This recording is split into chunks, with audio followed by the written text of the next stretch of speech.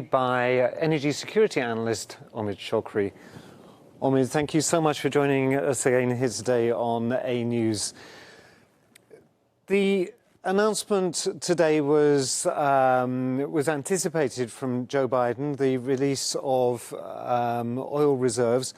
Can you tell us more about it? It's been described as unprecedented. Is this really the first time in recent memory that such a huge thing has been done? This is not the first time that the U.S. releasing SPR to create a balance in the market. When Biden came to power, Democrats more concentrate on energy transition process and renewable and green economy as well. But after COVID spread and also after energy crisis, Biden administration trying to reach energy procedures such as Saudi Arabia, Russia, and UAE to boost oil production and to pump more oil in the market to create the balance in the market and oil price goes down. But OPEC Plus try to keep their interest in the market and they are satisfied with current production level and price, and they did not notice about Biden administration request, and Biden himself reached to energy consumer to SPR release. But I should note that the SPR release just has a short-run effect in the market. We have, during the COVID spread by 2020, we have the lack of investment in upstream sector. And if we have lack of investment in upstream sector, we can see shortage of oil in the market by coming months and maybe next year. And majority of energy experts believes that we can see a new energy crisis, deeper than current energy crisis by coming months and maybe next year due to lack of investment and due to more demand for the oil in the market. So the release of 180 million barrels over 6 months. This is from a strategic reserve, the SPR, as you've described it. What exactly does that mean? Is this a storage area of oil, or is this just something on paper? No, majority of energy experts believe that U.S. will be able to release daily 500,000 barrels per day, but Biden administration has a plan to increase it by 1 million barrels per day. But due to capacity and due to limitation, Biden administration will be released about 500 to 600,000 barrels per day. And the total capacity of the U.S. SPR about 700,000 barrel, and the U.S. will be able to use it for some months to overcome the effect of energy crisis and to overcome any geopolitical event which affected energy supply in the market. But today, Biden administration will be able to use some part of SPR. But the real question is when Biden administration will be able to complete the whole capacity of SPR, because every country needs to have SPR with full capacity for coming years and for coming months. If any country use some part of it and cannot be able to buy oil from the market and to replace the consumed oil, it will be serious threat for energy security and supply security by coming months. And as I mentioned, in the coming months, we have a shortage of oil, and it's not really easy for the U.S. or other energy consumers to replace the consumed oil from SPR in easily way. Omid, what about domestic production in the United States? We've been hearing some arguments back and forth that there are licenses that aren't being used. Is there going to be a push to encourage domestic production?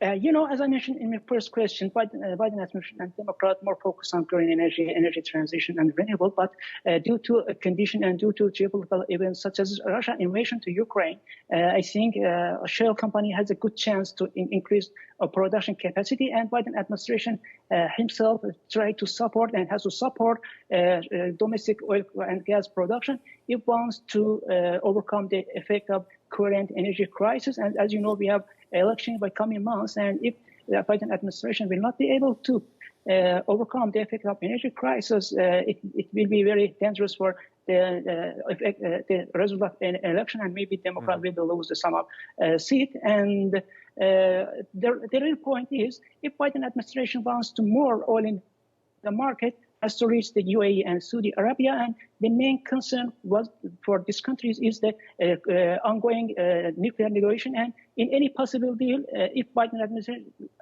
administration will not notice to Security Council of Saudi Arabia and UAE. As you are aware, during the last month, we have some terrorist attack against energy infrastructure of these countries, all made by Houthis and Houthi backed by Iran. This country is interested and asked the Biden administration to more pressure on Iran to stop supporting Houthis and to supply more anti-missile defenses, anti-missile for defending energy infrastructure in the coming months. And without cooperation with the OPEC Plus, mainly UAE, Russia, and Saudi Arabia, it not will be easy for the U.S. or other energy consumer to be overcome the current energy crisis and to reduce oil price, or oil price goes down by coming months. And we can't overestimate the effect that the Russian invasion into Ukraine has had on energy supplies around the world. And maybe for many, it's shocking just how one area of conflict can impact so many places. Of course, it's not just about the gas pipelines being shut down, and Nord Stream 2 pipeline not being opened. Also, right now, there's investigations by European Union into Gazprom. Well, how is this going to impact the situation further? About the oil price, I have to say during today's meeting, oil price, OPEC Plus members agreed to continue gradually increase. About the gas pipeline and gas station and Russia and also EU energy policy, I have to say, if you see in the coming months, EU start to import natural gas from Nord Stream 2, you will not be surprised because EU needs Russian natural gas, and there is no alternative for Russian natural gas in EU energy mix in short run. Yes, EU is trying to investigate the Gazprom role in EU energy infrastructure, EU energy regulation, but whereas there is no alternative for Russian natural gas and there is a shortage in energy market, I think we can see the increase in share of Russia in EU energy mix by coming months. And the main factor in the energy market at present, geopolitical events such as Russia invasion to Ukraine as a serious threat for energy security for EU and for other energy consumers as well. Now, we're seeing already many people looking at energy security through different eyes. For example, Turkey and Israel are discussing possibilities of creating a pipeline. Earlier when we were talking, you mentioned the importance of Iran and the JCPOA and whether or not that would enable more oil to come into the markets. What do you see in the coming times? What's going to be changing? Energy cooperation, especially in East Mediterranean, is in favor of all countries, the coastal country, and it will be a gain, especially for the Israel, Turkey, and Cyprus. The best route for delivering natural gas from the Israel is Turkish route, but Turkey, Cyprus, and Israel has to negotiate to some border problem. And about the Iran barrels at present are in market.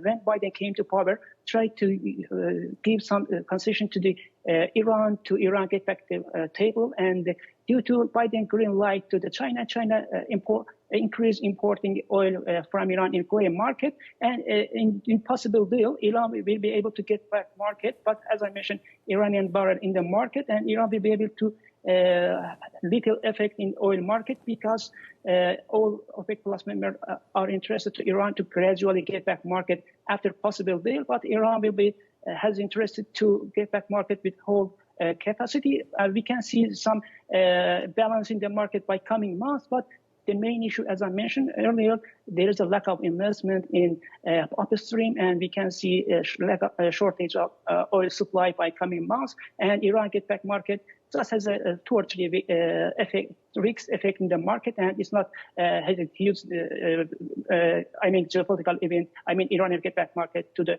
energy dynamics in the coming months. Well, there's obviously much work to be done, and as you say, investment to be done into the future. Omid, I know it's a very busy day for energy security analysts. I want to thank you so much for sparing us your time and joining us here today on A News. Thank you. Thanks for having me.